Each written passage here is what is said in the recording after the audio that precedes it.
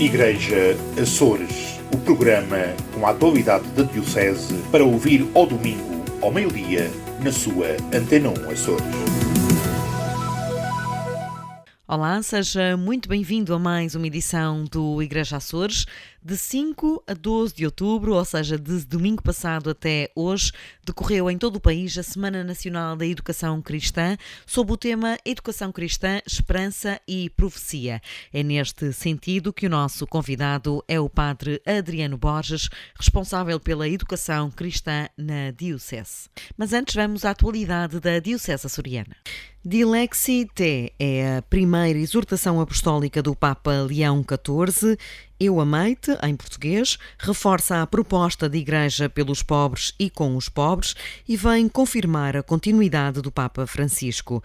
Para o Padre José Júlio Rocha, teólogo e moralista, podemos dizer que o documento publicado na passada quinta-feira foi escrito a 4 mãos.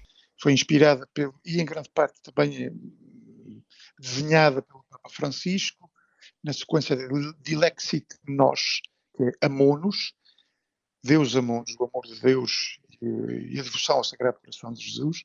E agora aparece-nos esta Dilexit Te, eu te amei, em que o Papa Bento XVI, também Francisco também certamente terá influência nisso, vai buscar aquela passagem do Apocalipse, em que Deus diz: tu és pobre, és miserável, mas eu amei-te na tua pobreza, para fazer esta exortação apostólica, que é um veemente apelo à dimensão fundamental, que é a dimensão social da Igreja.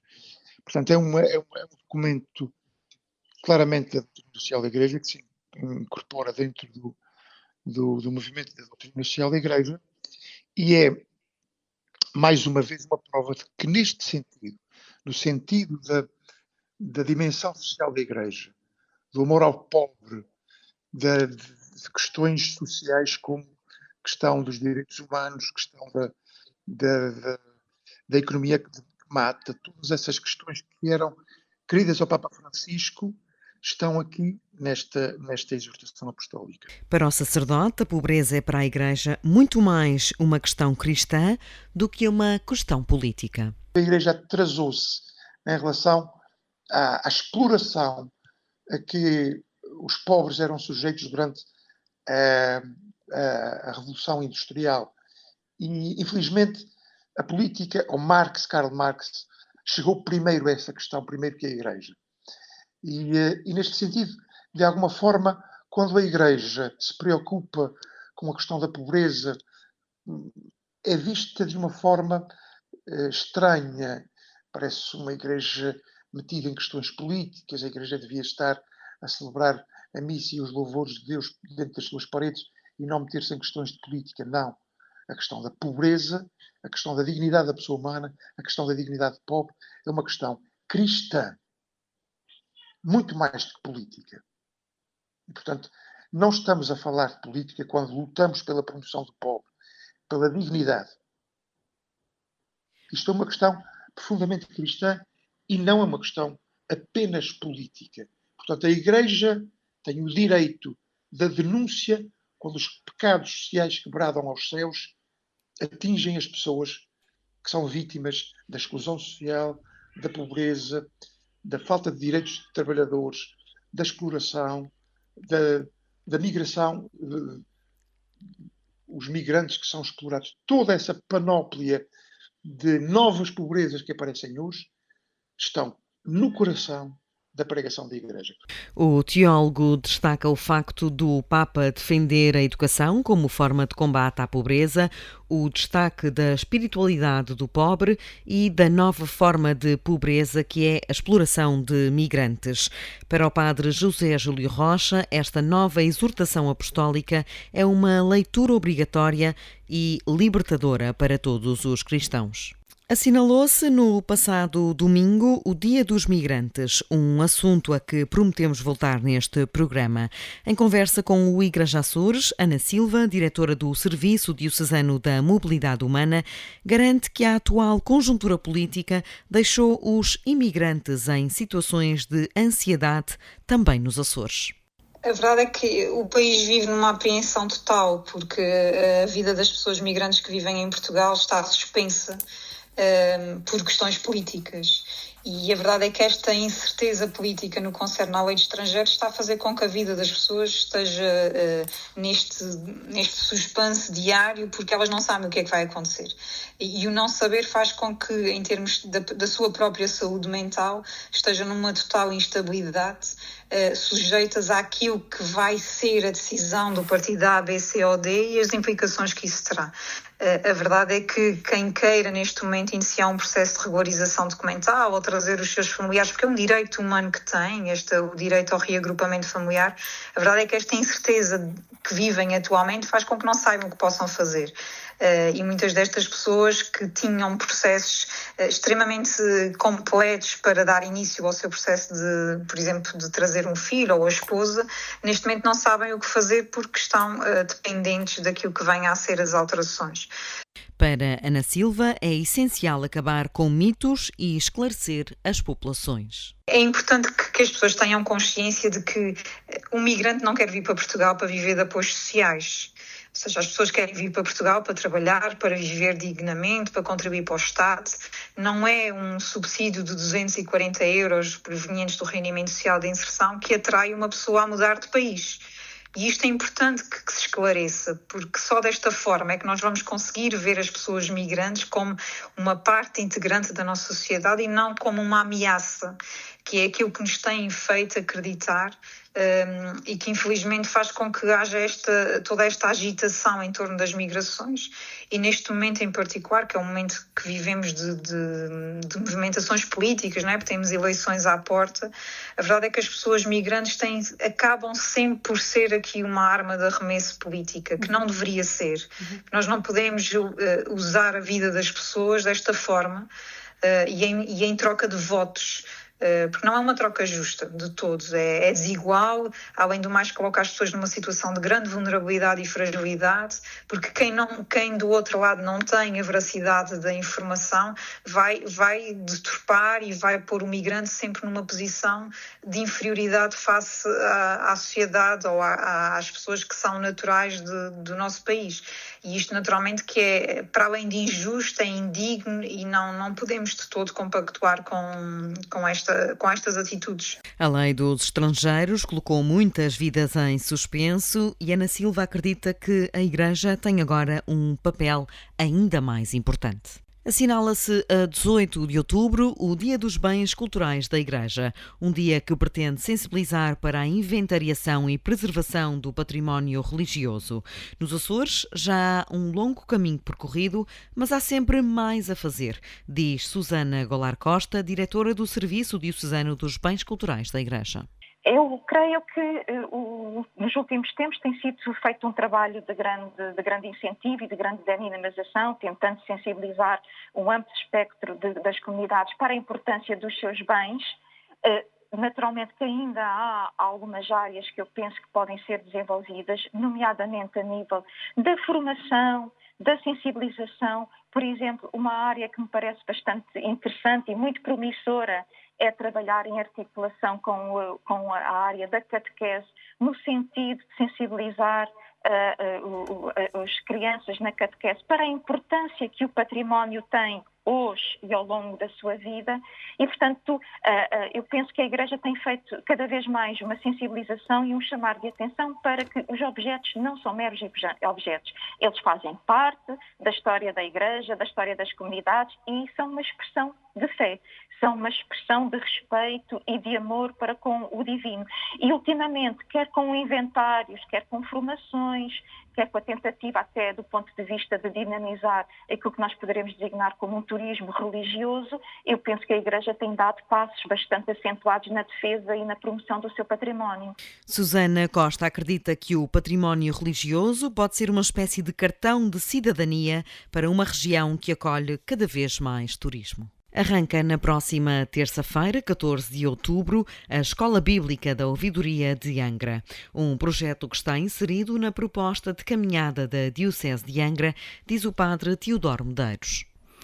Este projeto de escola bíblica, escola e reflexão bíblica, faz parte daquilo que é indicado no programa da Diocese, que agora recentemente foi lançado para toda a Diocese e para orientar o nosso caminho até os 500 anos de existência da nossa Diocese. Este primeiro ano é aquele em que fazemos a pergunta: cristão, que dizes de ti mesmo? Ou seja, é um ano de reflexão sobre o essencial da nossa fé, é um ano de reencontro ou de voltarmos ao primeiro encontro com a pessoa de Jesus. E este encontro, esta relação pessoal, é o essencial da nossa fé. É isso que dá sentido à nossa pertença a toda a Igreja. E, portanto, este, sendo o ano do encontro com Jesus, tem que ser um ano de nós voltarmos às fontes, voltarmos à própria Bíblia, voltarmos à experiência primeira do nascimento do cristianismo. É nesse sentido que a Escola Bíblica este ano vai versar sobre o livro dos Atos dos Apóstolos, que é precisamente o livro em que se vê nascer a Igreja, em que se vê a Igreja dar os primeiros passos, em que se vê o que é o essencial da Igreja e também como é que ela se entende a si própria, qual é a sua identidade, qual é a sua ação, quais são os seus meios, que importância tem sobretudo o Espírito Santo, como é que a própria Igreja funciona, já existia sinodalidade ou não, desde o seu início. Nós podemos beber tudo isso no livro dos Atos dos Apóstolos. E como esta experiência de viver o voltar ao essencial da fé durante este ano é um apelo para todos os cristãos, um apelo e um desafio, portanto destina-se não a nenhum movimento em particular, mas a todos os cristãos, a todos aqueles que puderem e que poderão assim usufruir desta oportunidade desta formação. Os encontros terão lugar no Centro Pastoral Beato João Batista Machado. A Escola Bíblica da Ouvidoria de Angra reúne pelas 20 horas e vai promover encontros mensais. O Departamento de Liturgia da Ilha Terceira está a promover umas jornadas de canto litúrgico destinada a todos os grupos corais litúrgicos da ilha. As jornadas decorrem de 27 a 30 de outubro, na paróquia da Serreta. O coordenador, Padre Nelson Pereira, adiantou o programa ao Igreja Açores. Esta formação está a ser preparada com base naquilo que é um pedido recorrente de alguns grupos corais e de elementos de grupos corais, sobretudo na ajuda que tantas vezes necessitam de escolher novo repertório, de poderem ensaiar novo repertório. Alguns grupos corais da nossa ilha não têm um diretor de coro permanente e por isso mesmo os seus membros têm muita dificuldade em poder atualizar o seu repertório. Neste sentido, estamos a promover esta formação de forma a ajudar estes grupos corais a poderem não só alargar o seu repertório, mas também a aprimorar a sua técnica vocal e também o sentido litúrgico daquilo que é a sua missão. A formação decorre no Santuário de Nossa Senhora dos Milagres e é ministrada pelos formadores do departamento.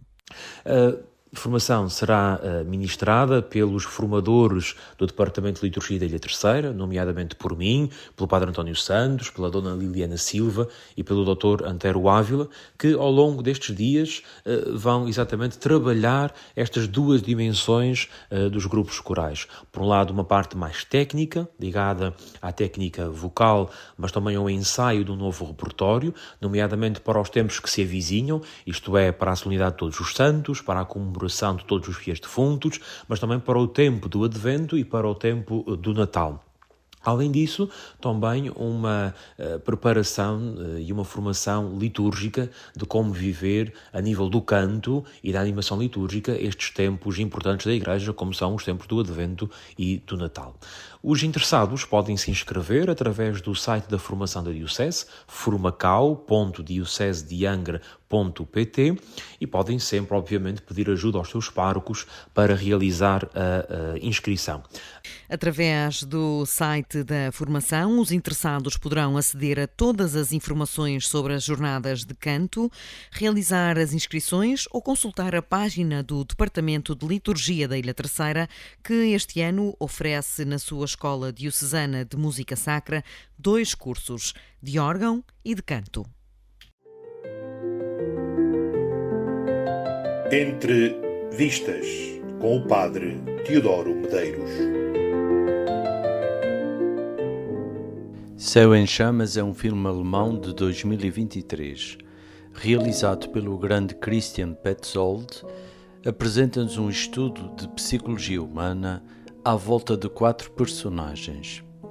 Estes encontram-se na mesma casa por razões diferentes e deverão conviver e conhecer-se melhor uns aos outros. Esse objetivo não será conseguido de forma clara, mas é esse o valor do filme. Cada uma destas pessoas vai revelando pouco a pouco quem é na realidade.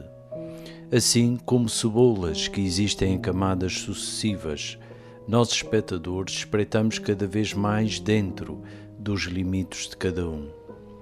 A redenção chegará no fim, com uma grande dose de ironia, mas confirmando a tese do filme.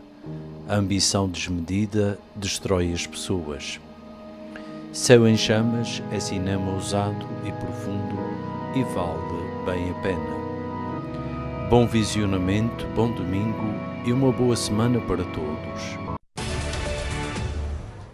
Temos connosco esta semana o Padre Adriano Borges, o responsável pelo serviço da pastoral da escolar e, portanto, está no centro, digamos assim, desta grande semana que é a Semana da Educação Cristã, que termina justamente este domingo.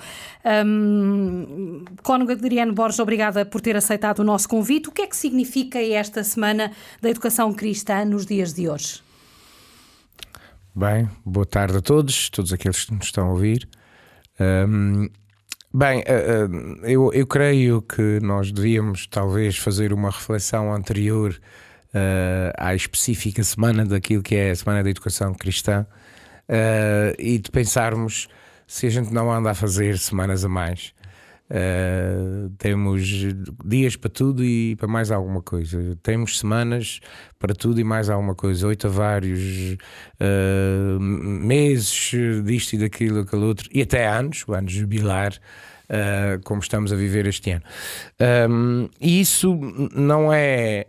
Não sei se é uma vontade da gente tentar celebrar sempre o extraordinário e de estarmos sempre com novidades, e que se não houver o novo, o que custa é mesmo o comum, é o ordinário, é o todos os dias. E agora, remetendo isso para aquilo que é a Semana da Educação Cristã, claro que é uma preocupação semanal dos catequistas, por exemplo, na preparação e na realização das suas catequeses como catequistas. Os professores têm uma presença constante nas nossas escolas, e os pais diariamente como educadores principais dos seus filhos. E por isso, uma semana da educação cristã, para já o termo educação a gente também talvez devesse repensar, mas isso, pronto, vamos uma coisa de cada vez. Mas há desafios a esta educação cristã num mundo hoje cada vez mais secularizado, que apela a outras coisas que não propriamente, às vezes, aos valores cristãos.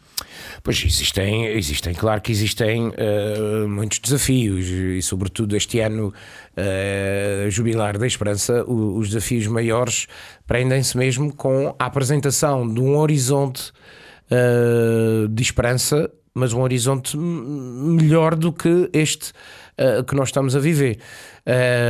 Creio que a nota da Comissão Episcopal, a Carta Pastoral da Comissão Episcopal, fala muito sobre a esperança, sobre este horizonte longínquo, quase que acaba por dizer: se não for aqui há de ser no céu, isto há de ser melhor um dia, ou dias melhores virão.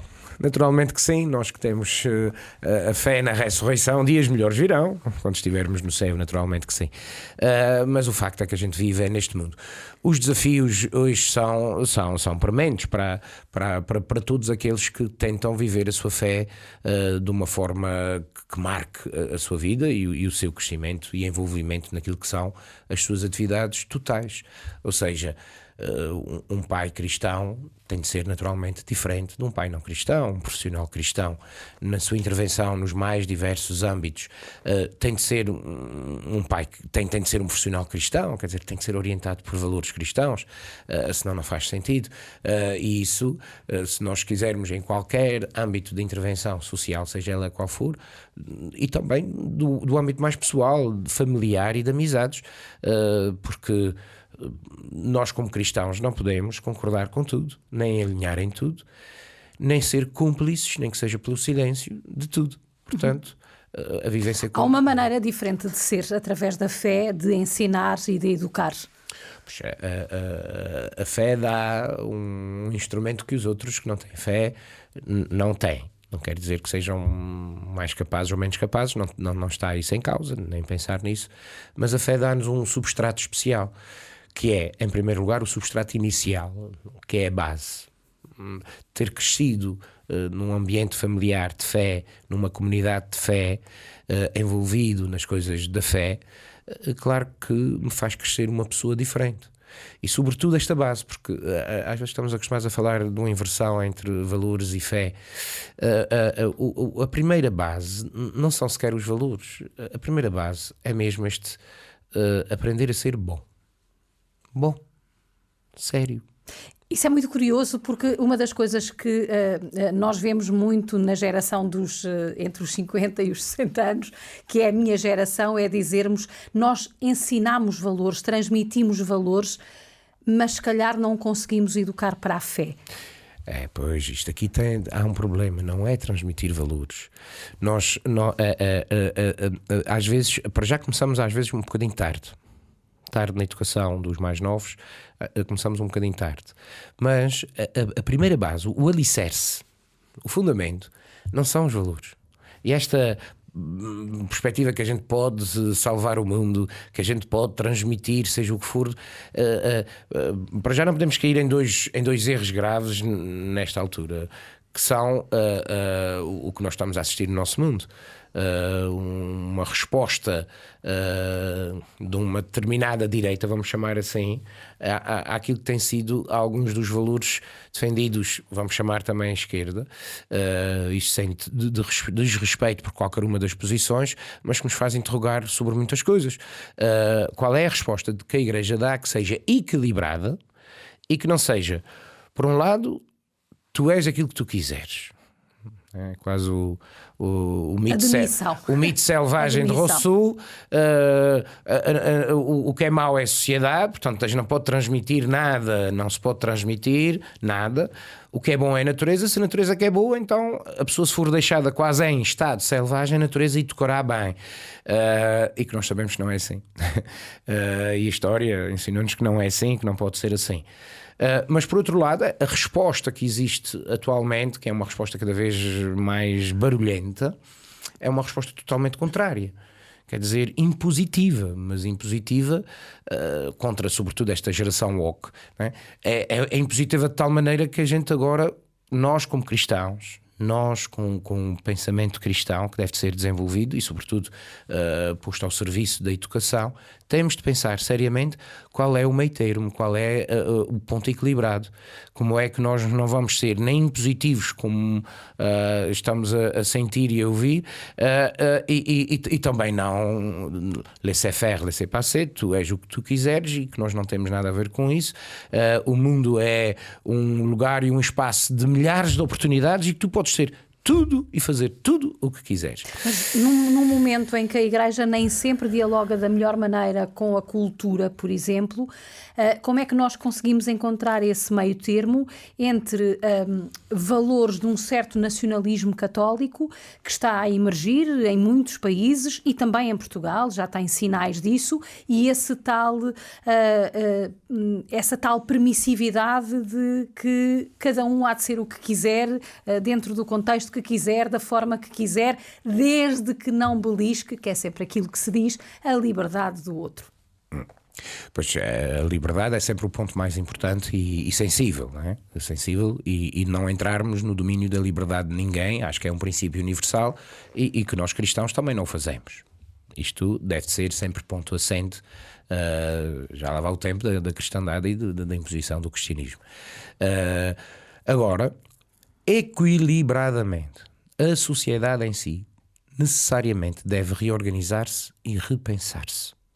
Com gente de todo o lado, todo o tipo de pensamento, mas que esteja realmente preocupado com aquilo que é o presente e com aquilo que o futuro, que é um futuro cada vez mais rápido, mais acessível, e acessível quase de dia para dia, e que a gente não sabe bem para onde nos conduzirá.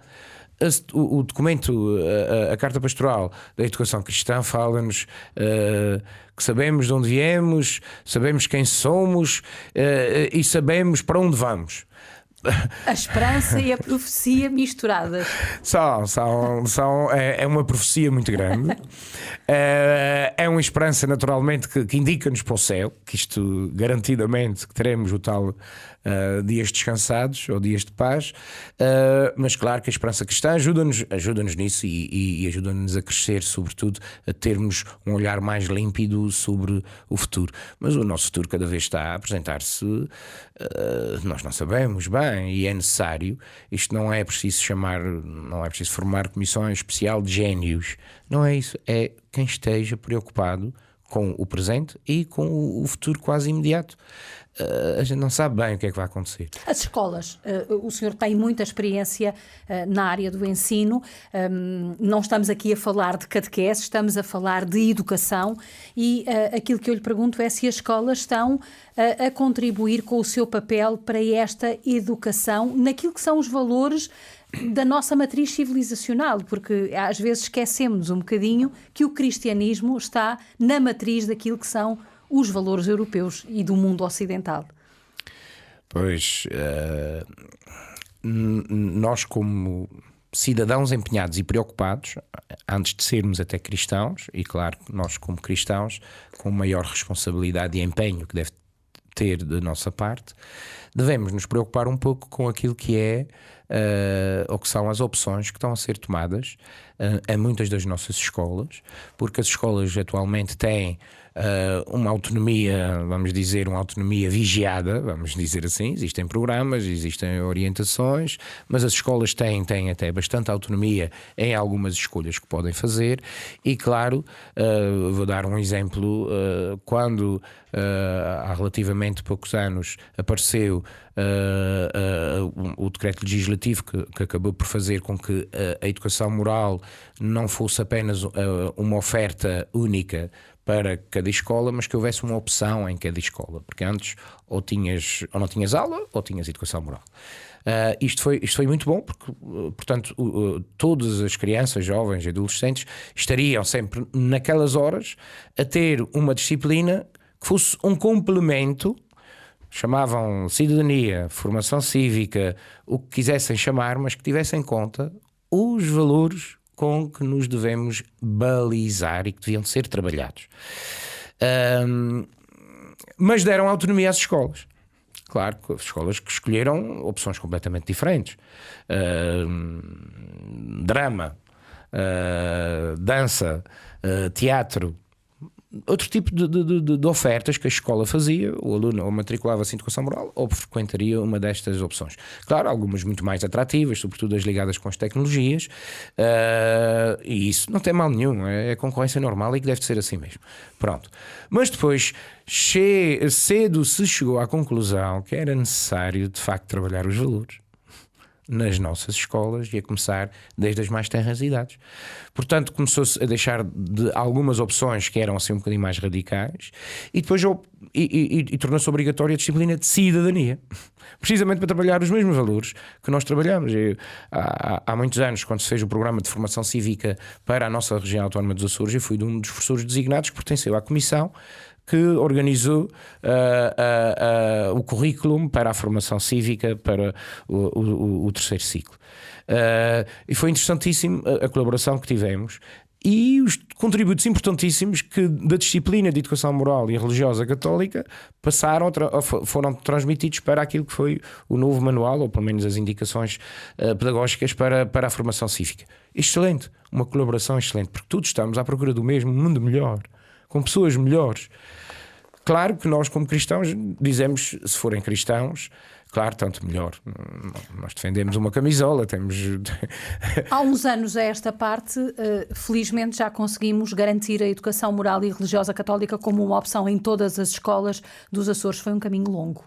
Foi um caminho longo e que teve altos e baixos, apesar de ainda não ser a 100%. Vamos dizer o seguinte: no segundo, terceiro ciclo e secundário, temos, graças a Deus, em todas as escolas da região, temos oferta da disciplina de Educação Moral e Religiosa Católica de Santa Maria ao Corvo.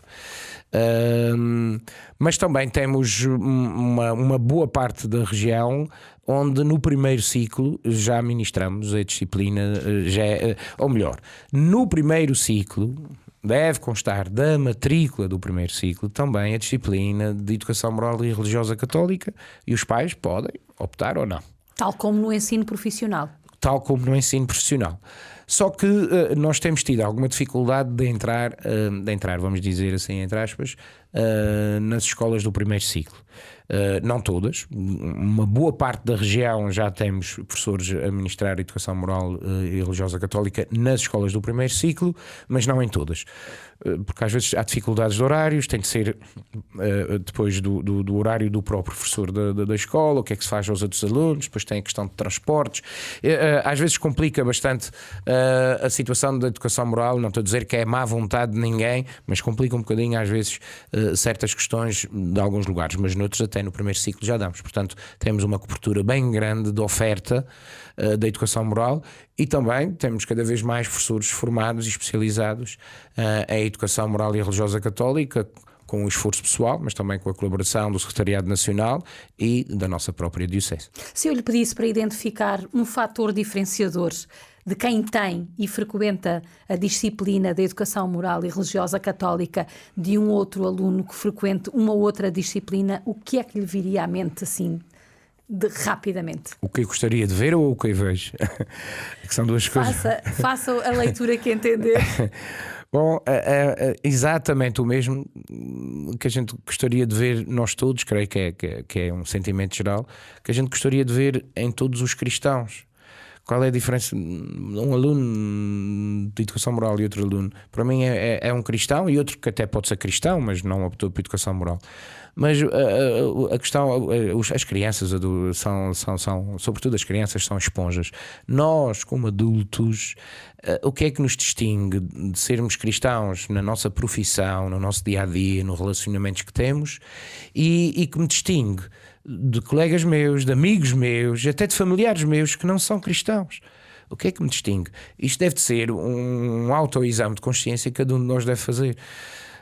E depois distingue-me em algumas coisas, ok, mas o que é que me faz diferente como testemunha? Que isto é a segunda parte. Os nossos bispos e o nosso Papa agora também, estamos todos, além da esperança, sinodalidade, agora também estamos no tempo do profetismo, né? Agora vamos chegar à fase do profetismo. Bem, o que não nos faltam, olha, e até com a inteligência artificial, se a gente quisesse, o que não nos faltam são profecias. O que nos falta realmente no nosso mundo, na nossa igreja, são profetas, não são profecias. Profecias há muitas, e profetas da desgraça então não acabam. E que não queremos ser, a igreja não pode ser profeta da desgraça. O professor é de facto um profeta da esperança. O educador, ou seja, o pai, não podemos fazer com que as nossas crianças e jovens cresçam com medo do futuro. Não podemos. E já houve imensas gerações que cresceram na década de 60, cresceram com medo de irem para a guerra. Na década de 70, com medo de não ver trabalho, que até foi há relativamente pouco tempo. Agora parece que já temos excesso de trabalho e poucos trabalhadores. Quais são os medos futuros? A gente não sabe o que é que vai acontecer. Não sei. Com tanta pressão que existe, há tempo ainda e lugar para o futuro? Oh, Carmo, pelo menos. Porque o medo não é uma questão do medo, é uma questão de conseguir pensar sequer no futuro quando nós não conseguimos digerir o presente. Na verdade, com todas as solicitações que hoje os miúdos têm, com tanta pressão que existe sobre ele e que paira sobre eles, nomeadamente o sucesso imediato, o consumir imediato, o estar na linha da frente no imediato. Portanto, a palavra futuro ainda tem algum sentido? Pois, para já vai ser um futuro muito a correr, porque a gente quer tudo a correr. As novas gerações, sobretudo, querem tudo a correr. Claro que é muito mais fácil, e agora pondo a questão para a mesma questão, mas aplicando à inteligência artificial, por exemplo, é muito mais fácil eu perguntar à inteligência artificial uma coisa do que ler um artigo completo ou uma revista ou um livro. Claro que vai-me custar muito mais. Como aprenderei mais? Não sei, talvez aprenda de uma forma mais rápida, mas isso nota-se depois nas relações, que isto é que é o pior. As relações, a brevidade das coisas e de tudo, e a imediatez e a necessidade de ter tudo já e agora. Já ninguém se compadece da paciência de esperar por uma coisa. Isso hoje é quase um assunto do passado. Se a tua internet não voa a não sei quantos gigabytes, megabytes, que não, desculpem a minha info-exclusão, a nossa. Se não voar àquela velocidade, se levar mais 2 ou 3 segundos, é quase um padecimento. Como é que a inteligência artificial oferece Jesus? Como é que a inteligência artificial oferece Jesus? Olha, até pode ser uma ferramenta futura e que poderá ser. Outro dia um colega meu fazia na brincadeira uma homilia e ele deu as indicações à inteligência artificial e fez-lhe uma homilia que eu poderia classificar de razoável. Que se o padre dissesse tudo o que estava ali, dizia tudo bem e seria sucinto, breve, belíssimo, sem ofender nenhum dos dogmas, sem fazer pastoralmente nada de especial que não citar aquilo. Eu creio que o problema dessas novas ferramentas é a falta do coração. O que nós, por isso é que não é transmitir valores, não é ensinar coisas. Por isso é que eu não gosto muito da semana pronto, está bem, mas da educação, quer dizer, é quase uma imposição. Não se trata disso. Se tu não tiveres exemplos, se tu não nasceres isso quase no berço, se não vires isso, só depois, claro que nós acreditamos na chamada conversão, que pode acontecer em qualquer altura, qualquer idade, e até com uma maior devoção e fé, e temos milhares de exemplos na nossa história, graças a Deus. Mas há uma outra base, uma base que tem que começar muito cedo, que é sobretudo uma ligação ao bem e fazer o bem, e de ser bom, e de gostar de ser bom. E isso não se aprende com a inteligência artificial, isso aprende-se com o convívio, com o documento fala, o nosso documento para esta semana fala-nos das fragilidades dos vínculos humanos. Restaurar os vínculos humanos é preocupante. E temos de repensar muito a sério dos ecrãs, dos telemóveis, dos iPads, dos computadores, disso tudo. A gente tem que repensar nisso e reconstruir. Já há países que têm um dia por semana que não há televisão, na internet, para ninguém. Pronto. A aldeia global tornou-nos cada vez mais isolados. A ideia é um bocadinho essa. Nós estamos em contacto com o mundo inteiro, sabemos do mundo inteiro, claro, mas não temos proximidade a esse mundo. Eu não sei da minha avó que está no quarto ao lado e que está cheia de dores ou que não dormi bem essa noite, mas sei o que é que se passou ou que está-se a passar no outro lado do mundo. Para substituirmos a Semana da Educação Cristã, como é que nós podíamos fazer dos 365 dias do ano a escola cristã? Eu acho que é celebrarmos sempre a presença cristã. E até acrescento mais, deveria ser a presença dos cristãos na escola. Há lugar para o professor cristão na escola? Não é o professor de educação moral só, claro que isto partimos de princípio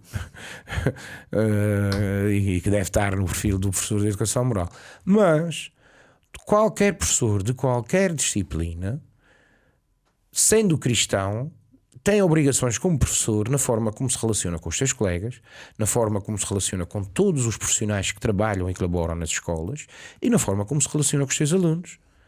Usar a misericórdia quando é por usar a misericórdia, a autoridade quando deve ser usada, com temperança, com caridade, mas transmitir a sua função científica como professor, não descurar. Cá está, um bom professor cristão é também um exemplar professor, preparando-se pedagogicamente, cientificamente, de conteúdos, mas também, claro, no testemunho que dá no dia-a-dia, do relacionamento com a sua família e também com os seus colegas de trabalho e com todo o ambiente da escola.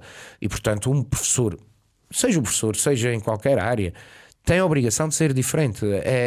Tem de haver ali uma marca distintiva. Eu sou assim porque sou cristão. Não preciso ter um letreiro na testa, mas Eu dou e conheço. Vê-te como eles chamam. Vê-te como eles chamam, já desde o início. Quer dizer, era a marca distintiva, se isso fosse possível.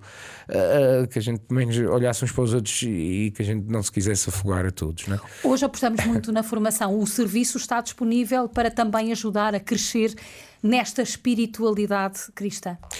Pois claro que o serviço está sempre disponível para tudo aquilo que os professores nos solicitam e participação e programação de algumas atividades anuais da nossa disciplina. Mas às vezes é difícil, por exemplo, nesta semana, porque estamos nesta semana. Não é uma crítica, mas é como eu vejo que as semanas já estão escutadas, esse modelo está escutado e a gente tem que repensar isto. A gente, a igreja, todos e muito mais os que estão com maiores responsabilidades. O Serviço Nacional, o SNEC, fez no domingo, começou esta semana, fez uma missa transmitida pela TV. E a outra programação que tem é um terço e uma missa em Fátima, presidida pelo Presidente da Comissão. É verdade que as escolas têm o seu ritmo, não se pode interromper. Uma coisa que não está bem e que talvez a Conferência Episcopal, mas sobretudo o SNEC, devia ter em atenção, ou poderia ter em atenção, é que para todas as atividades que são programadas para as escolas têm de ser aprovadas em Conselho Pedagógico das escolas. Todo o tipo de atividade, que não seja atividade de sala de aula, que implique uma outra tipo de dimensão, tem que ser aprovada em Conselho Pedagógico. E a Semana da Educação Cristã, acontecendo numa altura assim tão próxima do início do ano letivo, é difícil os professores fazerem a sua programação, apresentarem a sua programação na escola, no Conselho Pedagógico, ser aprovado pelo Conselho Pedagógico para depois pôr em ação, visto que as aulas começaram há 15 dias. Esse é um desafio para o próximo ano que fica já. É um desafio interessante se a Comissão quiser ter isso em conta, e também o Secretariado Nacional, porque facilitaria talvez, sobretudo para aqueles professores que estão de uma forma estável numa determinada escola, ou mudar esta semana. Não faria país nenhum que mudasse para outra altura do ano, mas parece-me que todas as semanas estão ocupadas com qualquer coisa. Mas poderia passar por uma altura mais para a frente, ou então ser programado esta carta pastoral, as intenções, os objetivos, etc., serem feitos mais cedo.